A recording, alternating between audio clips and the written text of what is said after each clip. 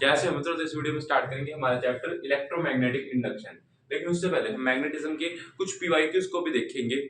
और मैंने जे की अपडेट्स और स्टडी मटेरियल प्रोवाइड करने के लिए टेलीग्राम चैनल बना रखा है, जिसका डिस्क्रिप्शन में आपको लिंक मिल जाएगा, तो उसको ज्वाइन करना मत भूलना। तो कॉपी पेन उठा लो and let's start with PYQs of magnetism. अब हम पीवाईक्यू स्टार्ट करें, देखो मिक्स चलेंगे टॉपिक्स के, ये नहीं है कि कोई टॉपिक वाइज जैसे मैंने पढ़ाया कि पीवाईक्यूज भी वैसे आएंगे, मिक्स चलेंगे, ठीक है। तो पहला पीवाईक्यू आपके सामने है, एक बार इसे ट्राई करो।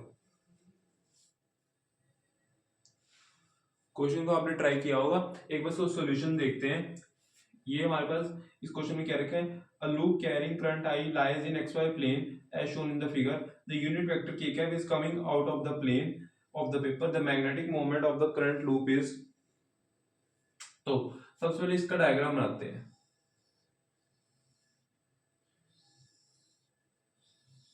ठीक है। ये डिस्टेंस हमें दे रखी है a और करंट जा रहा है आई ऐसे। अब इसकी डायरेक्शन पहले निकाल लेते हैं एरिया वेक्टर की। देखो आई इस तरफ जा रहा है तो इसकी डायरेक्शन आएगी बाहर की तरफ एरिया वेक्टर की। हमारे पास मैग्नेटिक मोमेंट का फॉर्मूला होता है एन आई ए वेक्टर, ये होता है। कितनी बात समझ में आती है। तो यहां से एरिया वेक्टर का हमारे पास एरिया वेक्टर का की डायरेक्शन एक के कैप है, तो एन को मैं वन लेके चल रहा हूं क्योंकि एन की कोई बात नहीं करी। और यहां पे आई ए वेक्टर के कैप, ए की वैल्यू निकालनी है। ए हमारा ये सेमी सर्कल्स है, ये सारे सेमी सर्कल्स हैं। यहाँ हमारे पास ये चार सेमी सर्कल आ रहे हैं और बीच वाला स्क्वायर है, ठीक है। तो एरिया आ जाएगा 4 इंटू एरिया ऑफ,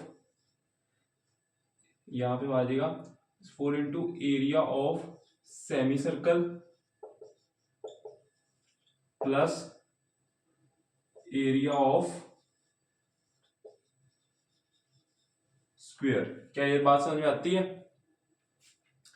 तो यहां से हमारा हमारे ए की वैल्यू नहीं, एरिया की वैल्यू आ जाएगी 4 into pi A square by 2, क्योंकि सेमी सर्कल है, सर्कल नहीं है।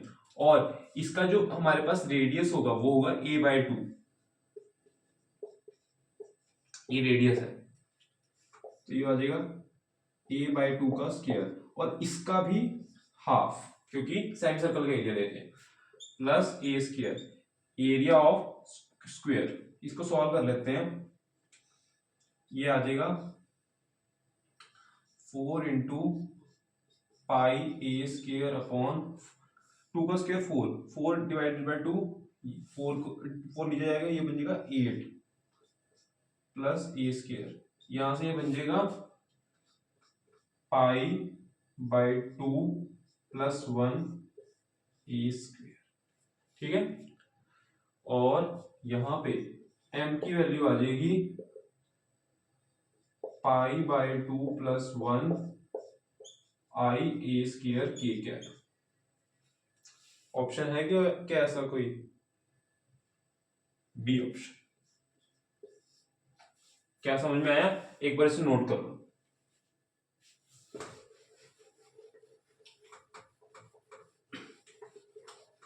अगला क्वेश्चन आपकी स्क्रीन पे, एक बार इसे ट्राई करो। होप आपने ट्राई किया होगा, एक बार इसका सॉल्यूशन देखते हैं। देखो ये हमें क्या रखा है, coil having n turns is wound tightly, coil having n turns is wound tightly in the form of spiral with inner and outer radii AB respectively. When current I passes through coil, magnetic field at center is, देखो यहाँ पे हमारे पास एक spiral है, मान लो coil को spiral form में रखा हुआ है, इसका इनर रेडियाई है ए और आउटर रेडियाई है बी। अब हमें क्या रखा है, ये वाउंड टाइटली, यानी इनके बीच की स्पेसिंग है वो नेग्लिजिबल है, बीच की स्पेसिंग नेग्लिजिबल है, बहुत साथ साथ चिपके हुए हैं। तो मैं एक डायग्राम बना रहा हूं सॉल्व करने के लिए। अगर ये साथ साथ चिपके हुए हैं तो अगर मैं एक एक्स डिस्टेंस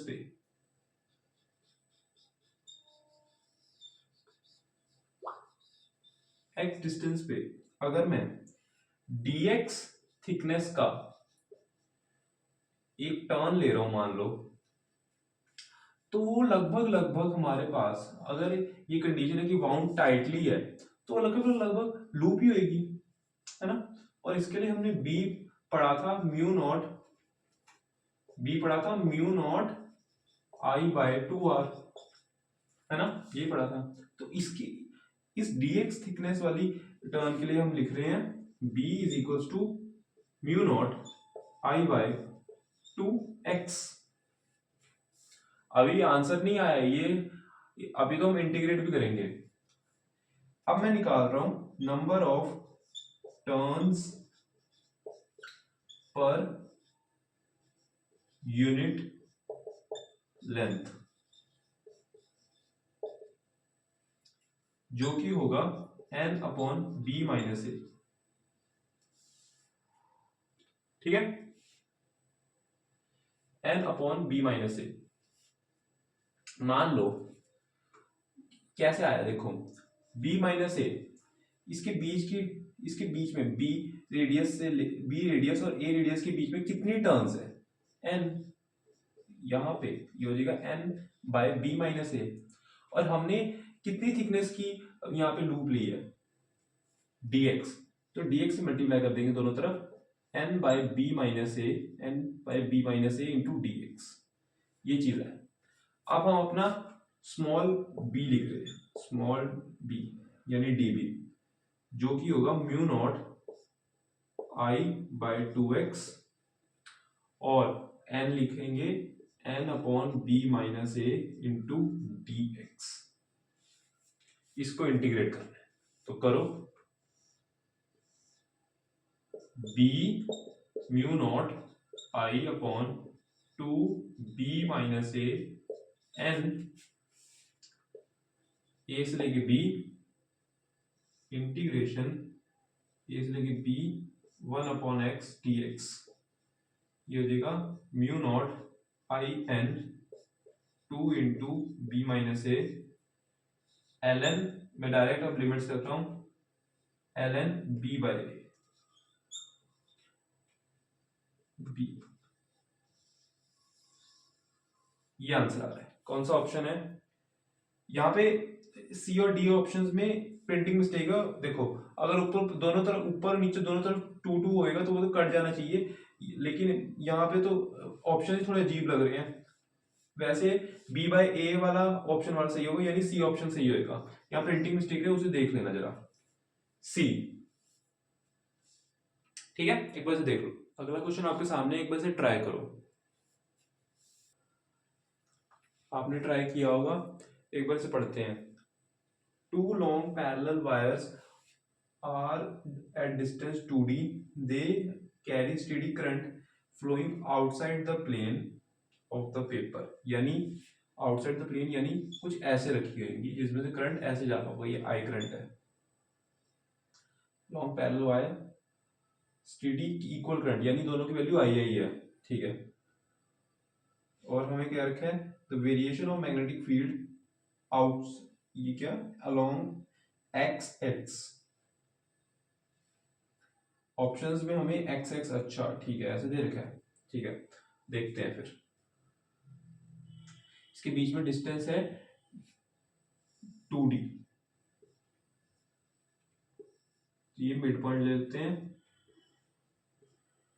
d और d। हमें वेरिएशन बताना है, ग्राफिकल प्रॉब्लम है।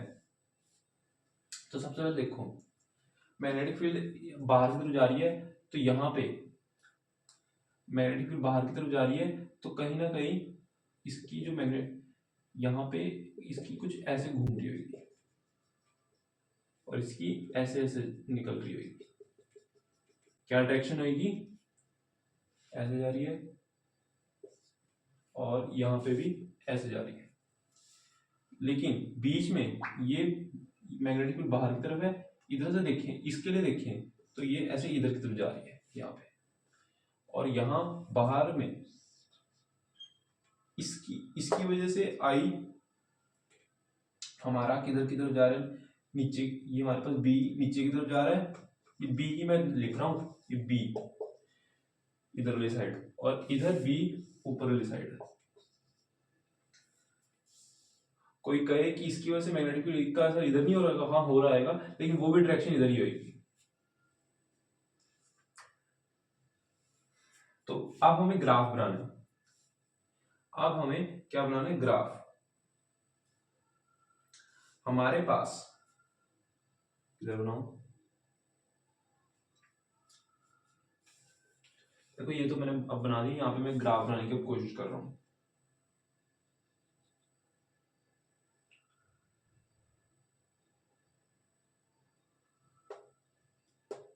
यहां पे हमारे पास ये मैग्नेटिक फील्ड इसकी वजह से ऊपर की तरफ थी, यहां पे इसकी वजह से ऊपर की तरफ थी। अच्छा देखो, कहीं ना कहीं ये बात तो आप लोग मानते हो ना, जितनी पास डिस्टेंस होगी मैग्नेटिक फील्ड की वैल्यू उतनी ज्यादा होगी, है ना? जितनी पास होगी मैग्नेटिक फील्ड की वैल्यू उतनी ज्यादा होगी। तो यहां पे इसकी मान लो ये मैग्नेटिक फील्ड की इंटेंसिटी है, जैसे जैसे हम दूर जाए जा रहे हैं वो कम होती जा रही है, ठीक है? और इधर मैग्नेटिक फील्ड की वैल्यू इस तरफ है, मैग्नेटिक फील्ड इस तरफ जा रही है ना, और यहां पे इसकी वैल्यू सबसे ज्यादा होगी इसके पास में, और जैसे जैसे दूर जा रही है वो होती जा रही है कम।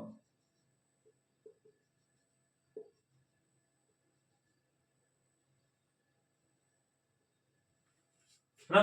कुछ ऐसा बन रहा है यहाँ पे जब ये वायर है इसके पास में मैग्नेटिक फील्ड की वैल्यू सबसे ज्यादा है, जैसे जैसे हम इससे दूर जा रहे हैं मैग्नेटिक फील्ड की वैल्यू कम होती जा रही है, और डायरेक्शन हमने इसकी वजह से मैग्नेटिक फील्ड इस तरफ जा रही थी इसलिए हमने इस तरफ बनाई है, और मैग्नेटिक फील्ड की वैल्यू की डायरेक्शन नीचे की तरफ थी तो हमने नीचे की तरफ यहाँ पे बनाई है, और वायर के पास हमारे पास मैग्नेटिक फील्ड की वैल्यू सबसे ज्यादा है, जैसे जैसे दूर जाई जा रही है कम होती जा रही है। अब ये चीज ही यहां करते हैं, ऊपर की तरफ बनानी है। यहां पे सब मैग्नेटिक फील्ड की वैल्यू पास में सबसे ज्यादा होगी, सॉरी हाँ सबसे ज्यादा होगी, जैसे जैसे दूर जाई जा रही है कम होती जा रही है, ठीक है? यहां पे मैग्नेटिक फील्ड की वैल्यू पास में सबसे ज्यादा होगी लेकिन नीचे की तरफ,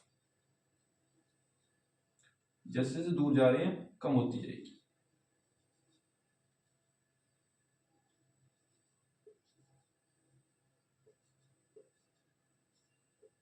कम होती जा रही है। तो यहां पे हमारा ग्राफ कुछ ऐसा बनेगा। हमें किसका ग्राफ बनाना है? b वर्सेस x का। मान लो इसको x डैश इसे मान लेते हैं और ये b, तो ये ग्राफ कुछ ऐसा बनेगा। यहां पे कम है और जैसे जैसे पास जा रही है बढ़ती जा रही है, ये कुछ यहां पे ऐसा बनेगा और यहां मिडल में पहुंचने के बाद कुछ ऐसा टर्न हो जाएगा, और यहां पे कुछ ऐसा होगा, ठीक है? तो फाइनल ग्राफ में आप छोटा सा बना रहा हूं।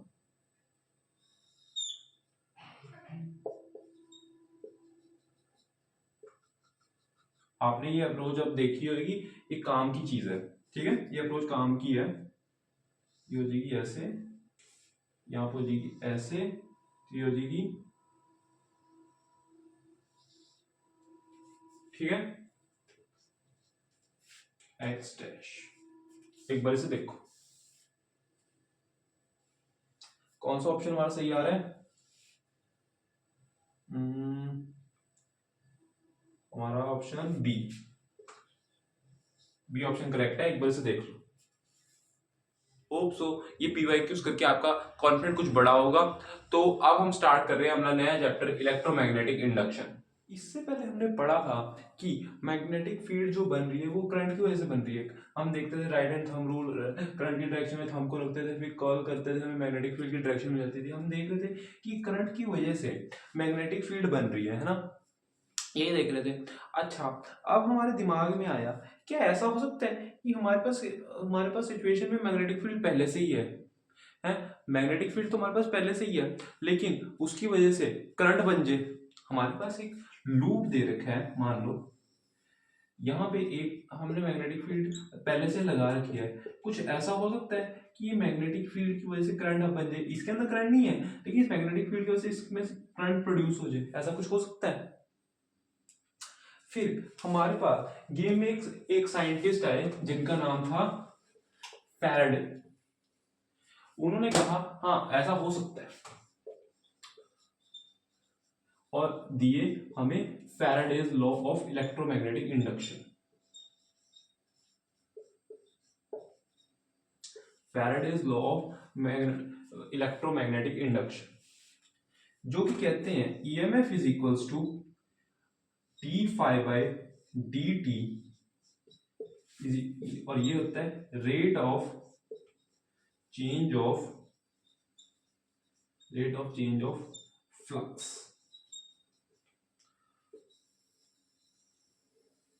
अब तुम कहोगे ये क्या मैं लिख गया, ये मैं तो आगे आगे भागी जा रहा हूँ, समझाओ तो। हाँ समझा रहा हूँ।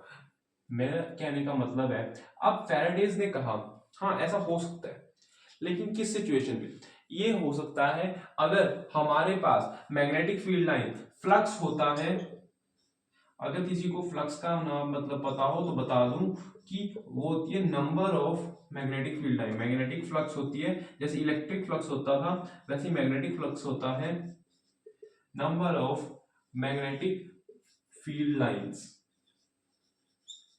Magnetic field lines.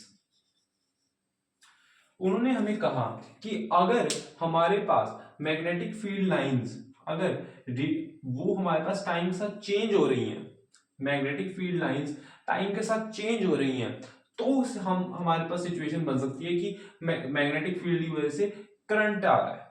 जैसे कि मान लो मैंने इसमें ये सर्कुलर एक लूप है, यहां पे मैंने एक मैग्नेटिक फील्ड का सेटअप पहले से ही लगा रखा है, यहां पे मैंने मैग्नेटिक फील्ड का सेटअप पहले से ही लगा रखा है। तो हमारे पास मान लो मैंने बी को बढ़ाया, अब इसमें से मैग्नेटिक फील्ड्स बढ़नी शुरू होगी, बढ़ती है घट रही है उससे मतलब नहीं है, हमारे पास यहाँ पे मैग्नेटिक फील्ड लाइन बढ़ रही है यानी चेंज हो रही है, तो इसके अंदर कुछ ना कुछ करंट जरूर आ जाएगा, कुछ ना कुछ करंट जरूर आएगा हमारे पास। मान लो मैंने इसे ये तो करंट आया, मैं इसको मैंने कम करने की कोशिश करी तो भी करंट आ जाएगा, सिर्फ रख दूंगा तो हमारे पास बी कांस्टेंट है तो करंट नहीं आएगा। अच्छा अगर मान लो मतलब इसे एक बार नोट करो, फिर मैं इसको थोड़ा और बताता हूं, एक बार से नोट करो। देखो मान लो हमें तो मतलब है कि मैग्नेटिक फील्ड लाइंस चेंज हो, मैग्नेटिक फील्ड लाइंस चेंज होने से मतलब है ना कैसे भी हो, ये एक सेटअप लगा रखा है,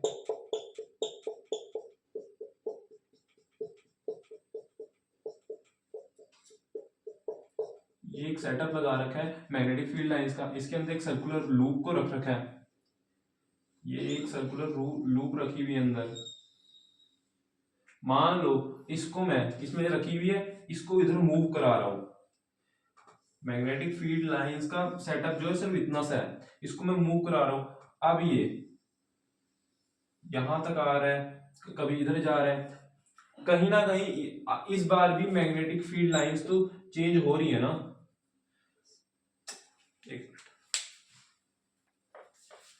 कहीं ना कहीं मैग्नेटिक फील्ड लाइंस तो अभी भी हमारे पास चेंज हो रही हैं, है ना, मैग्नेटिक फील्ड लाइंस तो अभी भी चेंज हो रही हैं, तो इसमें से फिर से करंट आ जाएगा, है ना, ये टाइम का चेंज हो रही है तो अभी भी इसमें करंट आ जाएगा, मतलब तो मैग्नेटिक फील्ड लाइंस चेंज होने से है, वो कैसे भी हो। तो इतनी बात समझ में आई होगी फैराडेज ने ये हमें कैसे बताया कि भाई हमारे पास मैग्नेटिक फील्ड की वजह से भी करंट आ सकता है, ठीक है। यहां पे अब कईयों के दिमाग में आ रहा होगा, कि चलो ठीक है ये बात समझ में आ गई कि मैग्नेटिक फील्ड की वजह से करंट आ रहा है लूप के अंदर, है ना, करंट आ रहा है लूप के अंदर, कैसे आ रहा है लेकिन, मतलब कैसे आ रहा है का मतलब किस डायरेक्शन में आ रहा है, किस डायरेक्शन में आ रहा है ये कैसे पता चलेगा। तो उन्होंने कि फैराडेज ने ये बात नहीं बताई। उन्होंने कहा कि अगर चेंजिंग मैग्नेटिक फील्ड होगी, मैग्नेटिक फील्ड लाइंस चेंज हो रही होंगी तो हमारे पास करंट आएगा, लेकिन कैसे आएगा वो नहीं बताया। तो फिर उसके बाद हमारे पास एक और साइंटिस्ट गेम में आए जो जिनका नाम था लेंस, और उन्होंने दिया लेंस लॉ। उन्होंने दिया लेंस लॉ जो कि कहता है कि सर्कुलर लूप में जो करंट बनेगा वो इस तरह बनेगा कि जिसकी वजह से वो बना है वो उसे अपोज करे। हैं ये क्या मैं कह गया, यही है।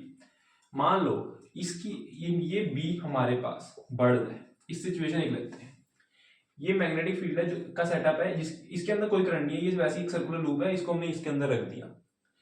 इस बी को मैंने बढ़ाया, बी को मैंने बढ़ाया। अच्छा, ये मैग्नेटिक फील्ड लाइन इसमें से चेंज हो रही है ना, तो क्या होएगा, इसमें करंट बनना चाहिए, लेकिन कैसे। देखो अगर मान लो मैग्नेटिक फील्ड हमारी अंदर की तरफ जा रही है, मैग्नेटिक फील्ड अंदर की तरफ जा रही है हम, और बढ़ रही है ना, तो मैंने क्या कहा था कि करंट इस तरह बनेगा कि जिसकी वजह से वो बना है वो उसे अपोज करे। यानी कि अगर बी बढ़ रहा है तो करंट इस तरह बनेगा कि वो उसे घटाने की कोशिश करे। कैसे, अभी भी बात समझ में नहीं आई होगी, तो मैं कैसे बनाऊंगा। मान लो मैग्नेटिक फील्ड अंदर की तरफ जा रही है और बी बढ़ रहा है, लगातार बढ़ रहा है और अंदर की तरफ जा रहा है, अंदर की तरफ यानी मैग्नेटिक फील्ड लाइंस बढ़ दी है एकदम, है ना, अंदर की तरफ मैग्नेटिक फील्ड लाइंस बढ़ दी है, number of magnetic field lines अंदर की तरफ बढ़ दी है क्योंकि बी बढ़ रहा है। तो हमें करंट को इस तरह बनाना पड़ेगा, हमें करंट को इस तरह बनाना पड़ेगा कि ये हमारे पास बी को अपोज करे, कम करने की कोशिश करे। और ऐसा कैसे होएगा कि देखो जब करंट बनता है, हमें ये बात नहीं भूलनी कि करंट की वजह से भी एक मैग्नेटिक फील्ड बनती है। ये चीज तो हम पिछले चैप्टर में पढ़ के आ रहे हैं, है ना। तो करंट को इस तरह बनाओ कि उसकी वजह से जो मैग्नेटिक फील्ड बने वो इस वाली मैग्नेटिक फील्ड को अपोज करे। तो हमें किस तरह बनाएंगे, अंदर की तरफ मैग्नेटिक फील्ड बढ़ रही है ना, तो इसको एक काम करते हैं, मैग्नेटिक फील्ड को हम बाहर की तरफ लेते हैं, ये ऐसे घुमाया, बाहर की तरफ मैग्नेटिक फील्ड आई, करंट इस तरफ जाएगा। तो इसकी अगर करंट इस तरफ गया तो इसकी वजह से जो मैग्नेटिक फील्ड बनेगी, ऐसे कर्ल करेंगे बाहर की तरफ बनेगी, इस वाली मैग्नेटिक फील्ड को अपोज करेगी। यही कहता है हमारा लेंस लॉ। इस तरह करंट को बनाओ कि जिसकी वजह से वो बना है उसको अपोज करे। मैग्नेटिक फील्ड हमारे, ये करंट को इस तरह बनाओ, इस बात को कहीं पे नोट कर लो, हिंदी में इंग्लिश में नोट कर लो। मैग्नेटिक फील्ड करंट को इस तरह बनाया जाएगा जिसकी मैग्नेटिक फील्ड की वजह से वो बना है उसे अपोज करे। करंट इस तरह बनाओ कि मैग्नेटिक फील्ड जिसकी वजह से वो बना है उसको अपोज करे। करंट इस तरह बनाओ मैग्नेटिक फील्ड जिसकी वजह से वो बना है उसको अपोज करे। आई बात समझिए। एक और एग्जांपल देते हैं।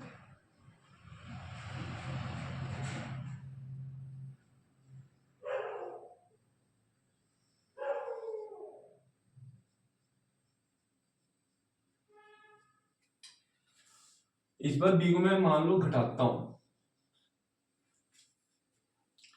इस बार मैं इसे घटा रहा हूं, तो क्या होगा, इस बार मैं घटा रहा हूं, अंदर की तरफ मैग्नेटिक फील्ड बढ़ रही है, मतलब सॉरी कम हो रही है। अब इसको भी इसे अपोज करना है, इसको भी अपोज करो, घट रहा है तो घटने ना दो, बढ़ रहा है तो बढ़ने ना दो। ये क्या बात बनी, कह रहे कि जब इसको बस इसने इस लॉ का यही कहना है कि जिस तरह से मैग्नेटिक फील्ड बन रही है, जिसकी वजह से वो बनी है उसे अपोज करना है। अगर वो बढ़ने की कोशिश करिए उसे बढ़ने नहीं देना, घटने की कोशिश करिए उसे घटने नहीं देना। ये तो फिर बस यही रूल है इसका। तो यहाँ पे अगर मान लो मैग्नेटिक फील्ड अंदर की तरफ बढ़ने की कोशिश कर रही है तो हम करंट को इस तरह बना रहे थे कि भाई इसे अपोज करें और इसको इस मैग्नेटिक फील्ड को कम करें। यहाँ पे मैग्नेटिक फील्ड लाइन अंदर की तरफ कम हो रही है, इस बार मैग्नेटिक फील्ड लाइन अंदर की तरफ कम हो रही है, तो इस तरह बनाओ कि अंदर की तरफ मैग्नेटिक फील्ड लाइन बढ़े।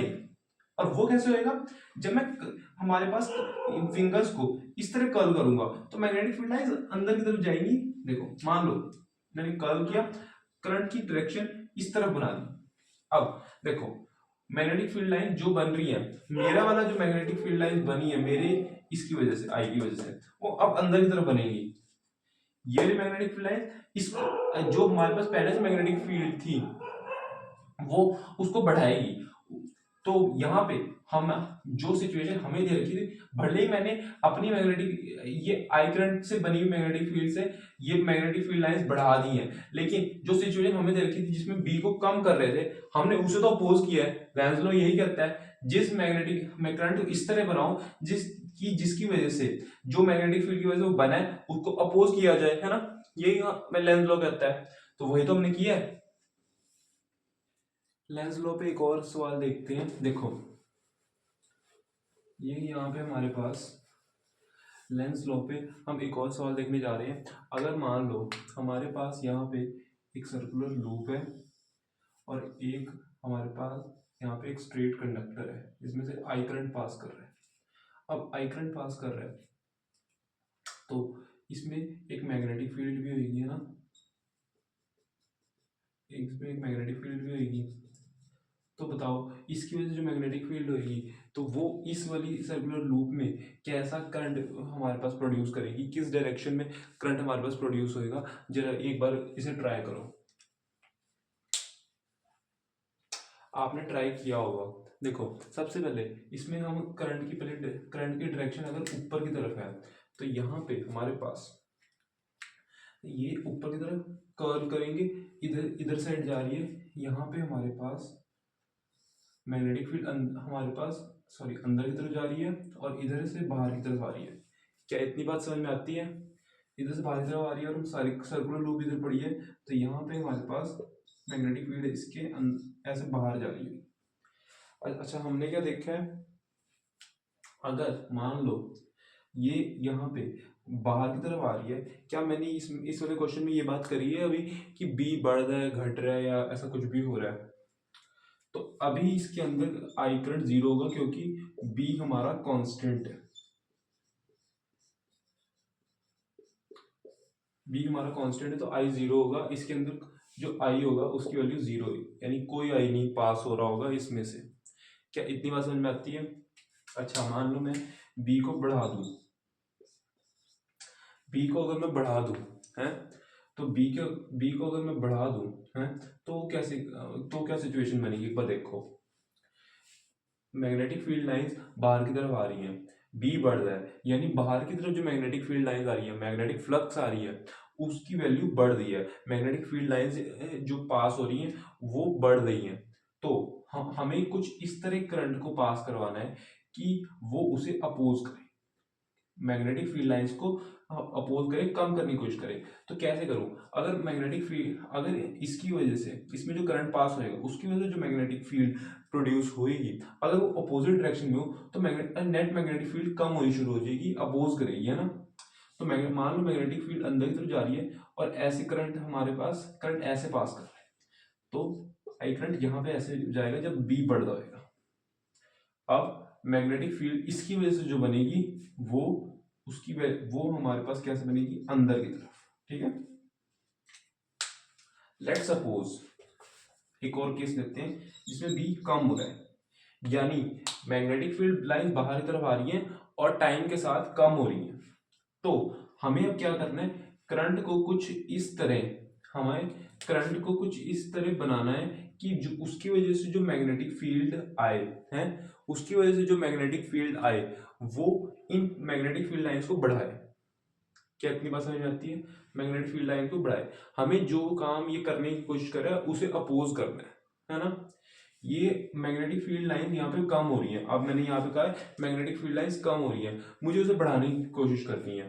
तो मैं क्या करूँ, उसी डायरेक्शन में जिस डायरेक्शन मैग्नेटिक फील्ड लाइन इसमें जा रही है नहीं बाहर की तरफ उसी डायरेक्शन में इसकी वजह से जो करंट बनेगा वो मैग्नेटिक फील्ड भी मैं लगा दूंगा। और जब उस डायरेक्शन में मैग्नेटिक फील्ड लगाऊंगा तो हमारे पास जो करंट की डायरेक्शन होगी वो इस तरफ होगी, ठीक है, ऐसे। ठीक है, क्या शायद इतनी बात समझ में आती है। अच्छा, इस पे एक और चीज देखो, मान लो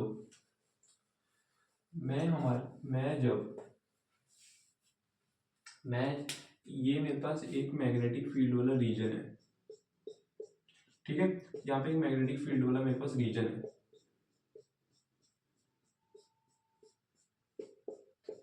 ठीक है। इसमें ये मेरे पास स्क्वायर लूप है, अभी इसके अंदर से मैग्नेटिक फील्ड पास नहीं हो रही, ठीक है। तो इसके अंदर अभी इस टाइम पे आई 0 है, ठीक है। जब अब मान लो मैं अब ये जस्ट यहाँ पे एंटर करना जब शुरू किया है, जब ये एंटर करना भी शुरू किया है, कहीं ना कहीं मैग्नेटिक फील्ड लाइंस में चेंज हो रही है, बढ़ रही है ना। यहाँ पे मैग्नेटिक फील्ड लाइंस में बढ़नी शुरू हो गई है, जैसे जैसे एंटर कर रहा है मैग्नेटिक फील्ड लाइंस जो टाइम के साथ इसके अंदर है वो बढ़ रही है। तो इसमें करंट बनना शुरू हो जाएगा। करंट कैसे बनेगा? अब क्या हो रहा है, मैग्नेटिक फील्ड लाइंस बढ़ रही है, क्या हो रहा है, मैग्नेटिक फील्ड लाइंस बढ़ रही है, तो करंट कुछ ऐसा बनेगा, एक मिनट में करंट अंदर की तरफ मैग्नेटिक फील्ड है करंट और मैग्नेटिक फील्ड लाइंस बढ़ रही हैं, तो बाहर की तरफ आएगा, तो ये कुछ नहीं, फिर इस तरफ बनेगी, हमारे पास जो करंट की डायरेक्शन होगी वो इस तरह होगी, क्योंकि हमें इस बार मैग्नेटिक फील्ड लाइंस को कम करना है, तो ये जब ऐसे कर्ल करूंगा तो ये बाहर की तरफ आएगी। तो और जब ये हमारे पास मैं पूरी की पूरी लूप जब हमारे पास मैग्नेटिक फील्ड वाले रीजन में आएगी, अब ध्यान से देखो, अब इसमें करंट होगा, अब इसमें करंट नहीं होगा, क्योंकि हमारे पास ये वाली जो मैग्नेटिक फील्ड है जो हमें पहले से दे रखी है ये कांस्टेंट है। यहाँ पे मैग्नेटिक फील्ड बढ़ाने या घटाने से नेट मैग्नेटिक क्या नाम है, टाइम के साथ जो मैग्नेटिक फील्ड लाइंस है वो उसमें चेंज जरूर हो रही है, लेकिन वो उसका कारण इसका चेंज होना नहीं है, ये हमेशा कांस्टेंट है। इसका कारण है जो जिस एरिया में से मैग्नेटिक फील्ड लाइंस पास हो रही है वो चेंज हो रहा है, इसलिए मैग्नेटिक फील्ड लाइंस भी टाइम के साथ चेंज हो रही है, क्योंकि जिस एरिया में से मैग्नेटिक फील्ड लाइंस पास हो रही है वो हमारे पास टाइम के साथ चेंज हो रहा है, जैसे जैसे हम इसे मूव कर रहे हैं वो एरिया जिसमें से मैग्नेटिक फील्ड लाइंस पास हो रही है वो चेंज हो रहा है। क्या इतनी बात समझ में आती है? हाँ, ठीक है। तो हमारे पास तो इस बात को नोट करते हुए जब ये एंटर कर रहा था तब हमारे पास इसका एरिया चेंज हो रहा था, लेकिन जैसे ही पूरी लूप हमारे पास इस रीजन में आ गई है, अब इसमें से बी कांस्टेंट हो रहा है, जब तक पूरी लूप इस रीजन में है तब तक हमारे पास मैग्नेटिक फील्ड लाइन इसके अंदर से जो पास करेगी वो कांस्टेंट होगी, इसलिए इसमें जो आई होगा उसकी वैल्यू 0 होगी। अब जैसे ही इस रीजन में से बाहर निकलना शुरू होएगा, फिर से मैग्नेटिक फील्ड लाइन इसमें चेंज होगी। इस बार मैग्नेटिक फील्ड लाइन इसमें जैसे कि एंटर करते हुए बढ़ रही थी, इस बार इसमें से कम होंगी, ज्यादा से कम होंगी। तो इसके अंदर हमारे पास जो रीजन होएगा मैग्नेटिक फील्ड लाइंस का, इसके अंदर जो हमारे पास मैग्नेटिक फील्ड लाइंस का रीजन होएगा वो होएगा चेंज एरिया, सॉरी ए, इसमें जो एरिया होगा मैग्नेटिक फील्ड लाइंस का वो होएगा चेंज। तो यहां से इसमें करंट जाएगा, इसमें अब मैग्नेटिक फील्ड लाइंस हमें यहाँ पे हमारे पास चेंज हो रही है, तो अब देखते हैं किस डायरेक्शन में करंट पास होगा। मैग्नेटिक फील्ड लाइंस अंदर है और इस बार चेंज कम हो रही है, तो हमें बढ़ाने की कोशिश करनी है, तो हमें ऐसे देना पड़ेगा, तो ये करंट है इस तरफ बनेगा, ठीक है। एक बार से देखो, तो अभी के लिए बस इतना ही। अगली वीडियो में हम इलेक्ट्रोमैग्नेटिक इंडक्शन का नेक्स्ट पार्ट देखेंगे। इस वीडियो में होप्स आपको चीजें क्लियर होंगी, कॉन्सेप्ट्स क्लियर होंगे। अगर वीडियो अच्छी लगी तो वीडियो को लाइक कर दो, चैनल सब्सक्राइब कर दो। Okay, thank you.